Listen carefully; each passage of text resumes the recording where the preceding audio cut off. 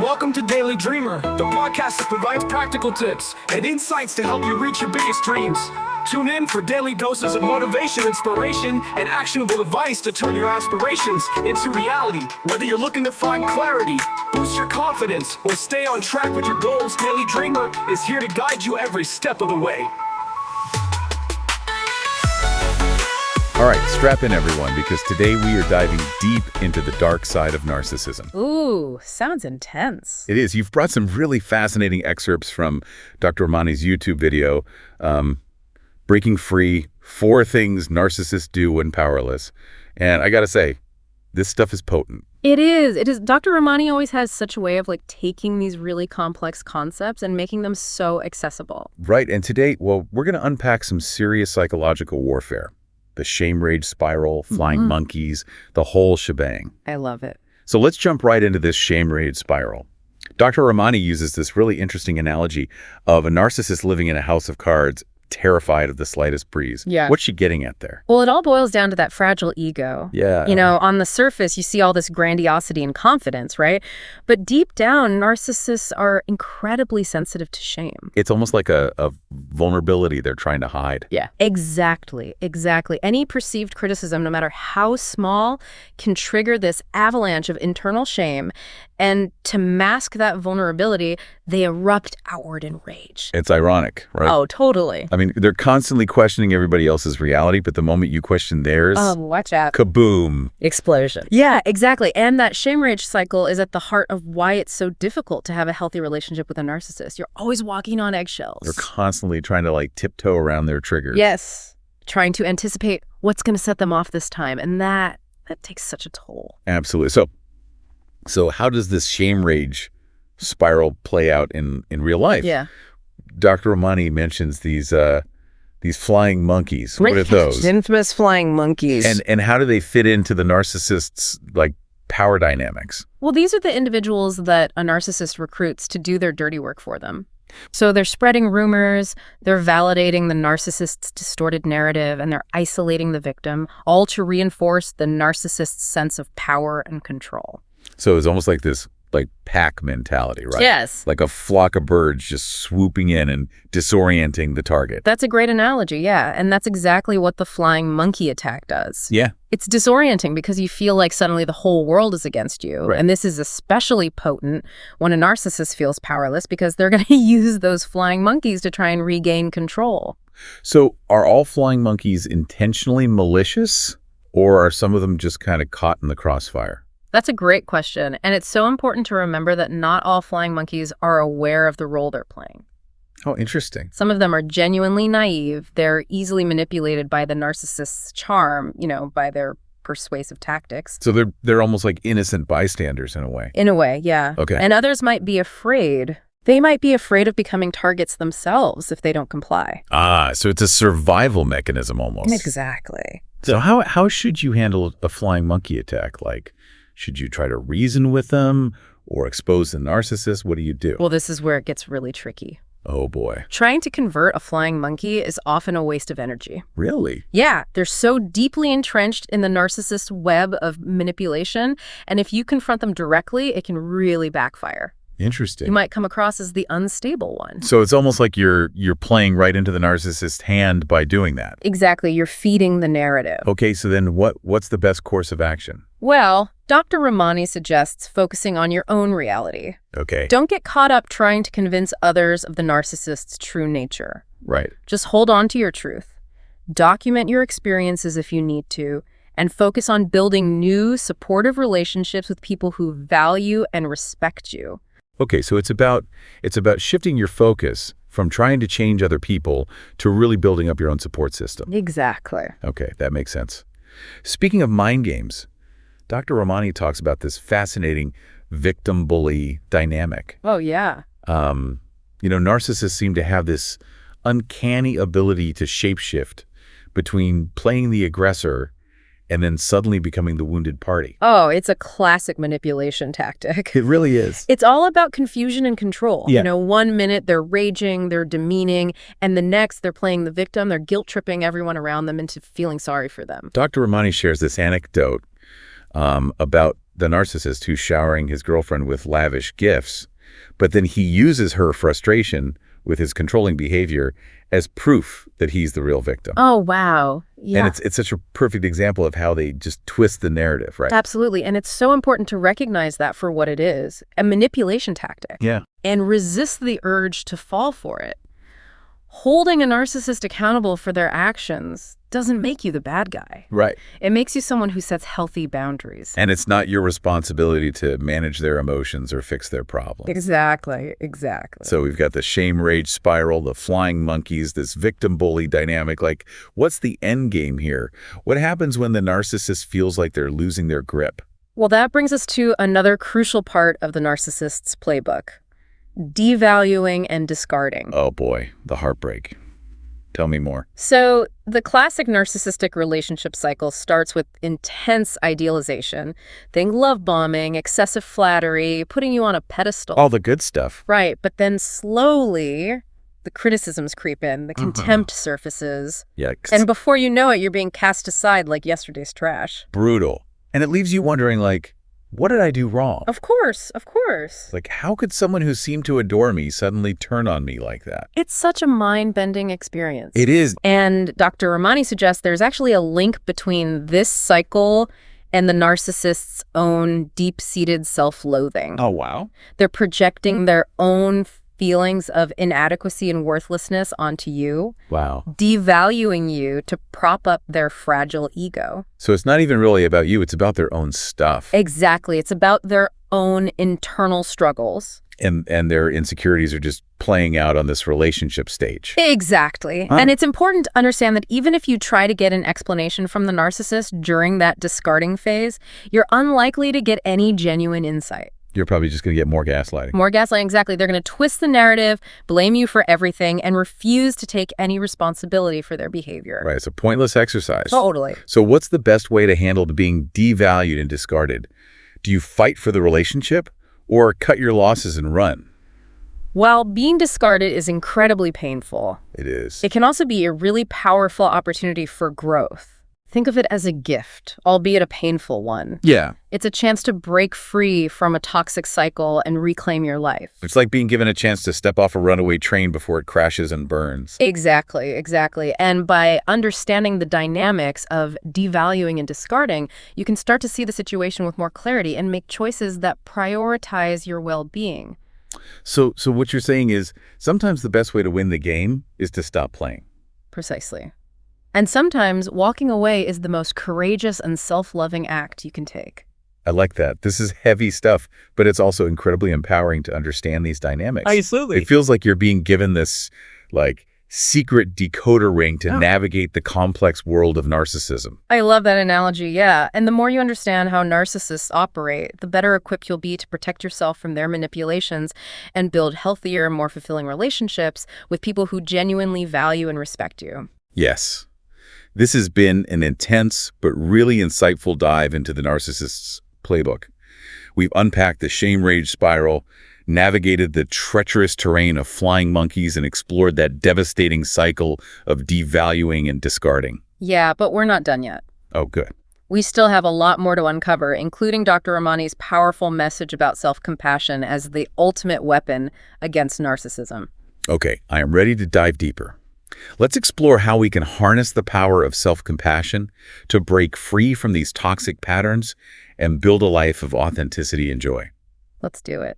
You know, it's interesting how DoctorRamani frames this idea of self-compassion as like the ultimate weapon against narcissism. And I love that. Yeah. It's not about, stooping to their level right. or trying to fight fire with fire. Right. It's about building yourself up so their tactics just kind of fizzle out. Exactly. It's about recognizing your own inherent worth. Yes. And refusing to allow yourself to be treated as anything less. And when you truly value yourself, the narcissist's attempts to devalue you they lose their potency. It's like self-compassion is like kryptonite to the narcissist. I love that, yeah.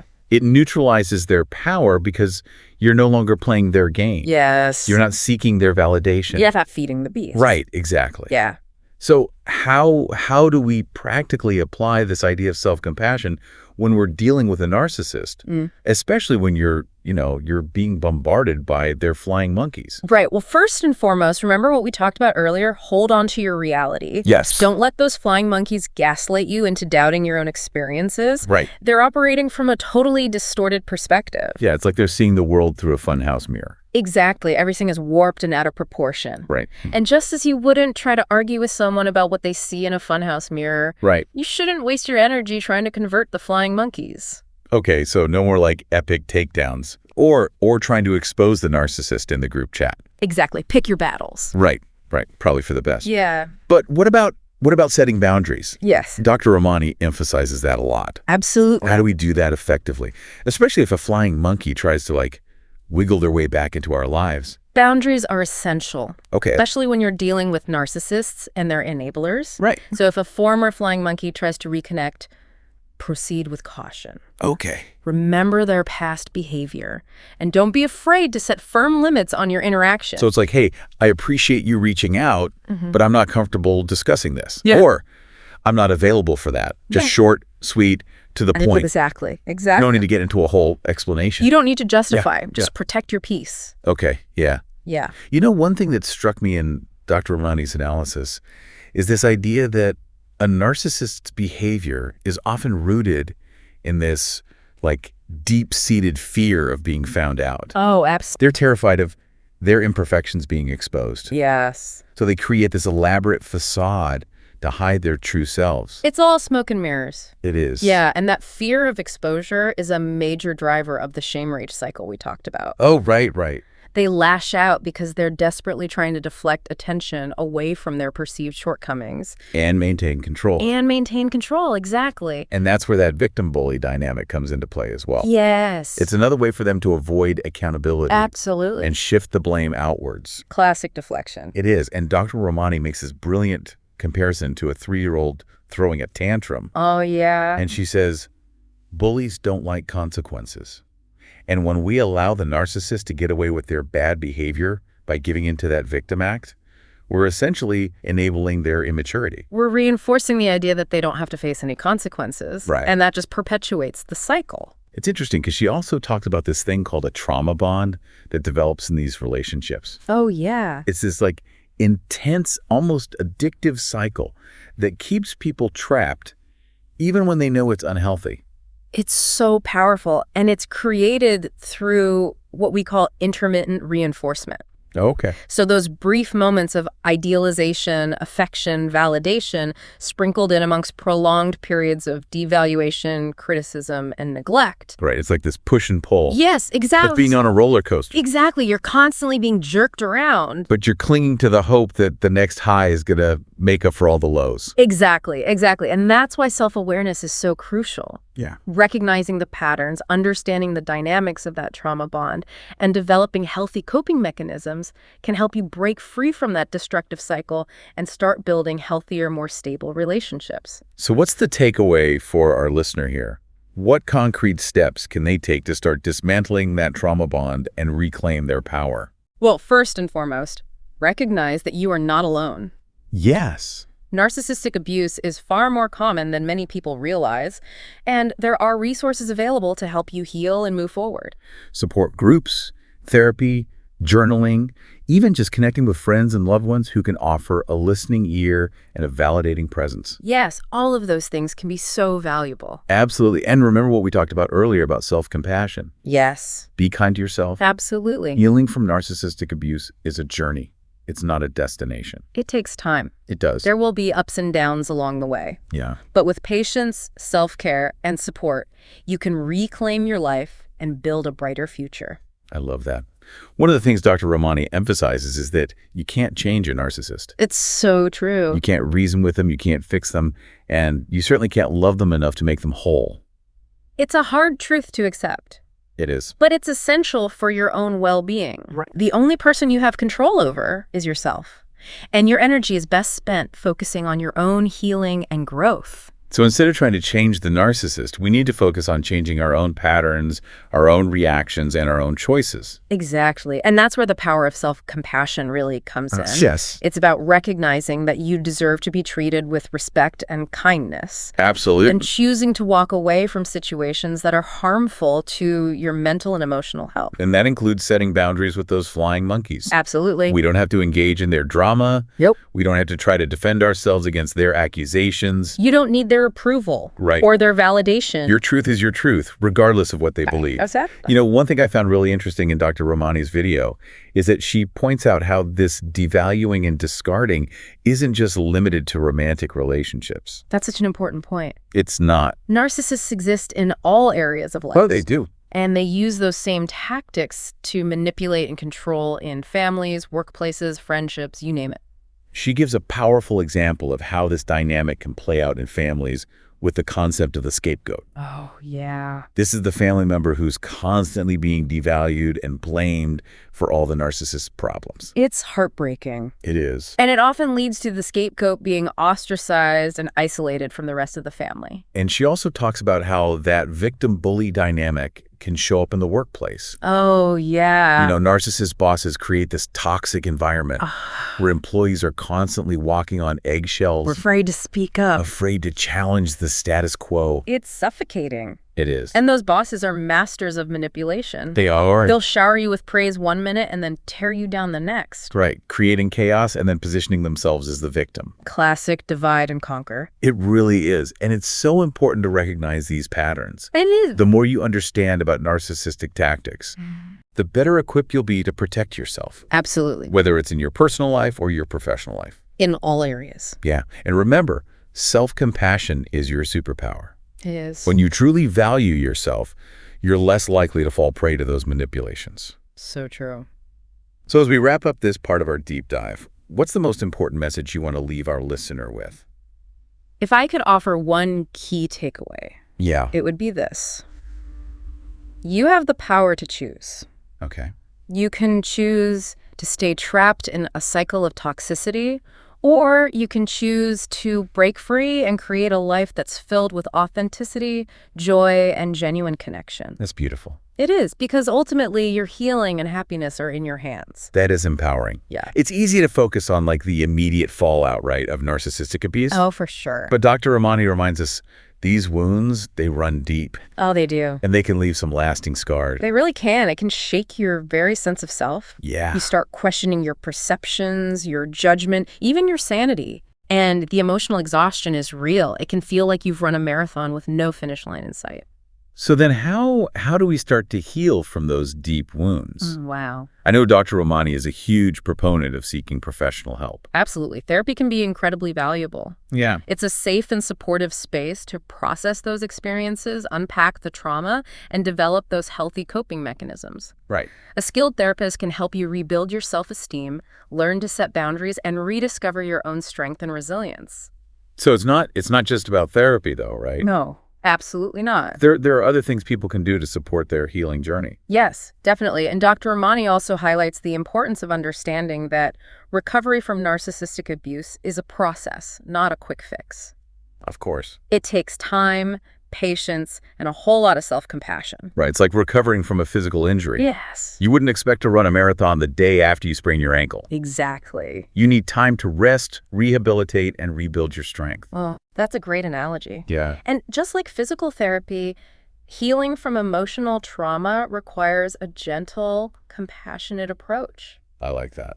Be kind to yourself, allow yourself to feel those feelings without judgment, and celebrate every step you take towards freedom and wholeness. One thing I found particularly helpful is DoctorRamani's emphasis on the importance of grieving the relationship. Oh, yes. It's easy to get stuck in a cycle of anger and resentment. Oh, it is. But she says, allowing yourself to grieve the loss of that relationship, even if it was toxic, is an important step. It's essential. In the healing process. Yeah, grieving is an essential part of any loss. Right. And that includes the loss of a relationship, even a harmful one. Right. It's about acknowledging the pain, honoring those feelings, and allowing yourself to let go. And it's not about condoning the narcissist's behavior. No, not at all. It's about releasing yourself from the burden of carrying that pain and resentment. Exactly. She also talks about the need to forgive yourself. Oh, that's so important. It's so common for people who've experienced narcissistic abuse to blame themselves. Oh, yeah. For what happened. Right. Like, what could I have done differently? Yes. How did I allow myself to be treated that way? Right. But it's important to remember you were manipulated, you were exploited. Yeah. You didn't deserve to be treated that way. Right. Forgiving yourself is not about condoning their behavior. It's about releasing yourself from the burden of guilt and shame. It's about recognizing that you did the best you could with the information you had at the time. Exactly. Right. And offering yourself that same compassion and understanding that you would offer a dear friend going through a similar experience. I love that. Yeah. You know, one of the most empowering messages in Dr. Ramani's video is this idea that in the end, you actually do have more power than the narcissist. It's true. It seems counterintuitive, but she makes a really compelling argument. It is counterintuitive. It is. Because their power lies in their ability to control and manipulate. Right, to keep you off balance. Yes, to keep you second-guessing yourself. Right. But when you choose to walk away, when you refuse to engage in their games, you're taking back your power. Yeah. You're no longer giving them the fuel that they need to thrive. It's like cutting off their oxygen supply. Exactly. And that in itself is a victory. So as we wrap up this deep dive into the dark side of narcissism, Yeah. what stands out to you? What's the most important thing our listeners should take away? For me, it's that reminder that knowledge is power. Yes. Understanding these dynamics of narcissism, recognizing the tactics, and developing strategies for self-protection can make all the difference in navigating these really challenging situations. And even more importantly, remembering that self-compassion is your greatest ally in this whole healing process. He really is. Yeah, I completely agree. Dr. Ramani's insights are just invaluable for anyone who's ever encountered a narcissist, whether it's in a romantic relationship, family dynamic, professional setting, you name it. Absolutely. And if you're listening to this and you're resonating with what we've discussed, please know you're not alone. Yes. There are resources available to help you heal, recover, and build a brighter future for yourself. Take care of yourself, prioritize your well-being, and remember, you deserve to be treated with respect and kindness. Yes, you do. And that, my friend, is the bottom line.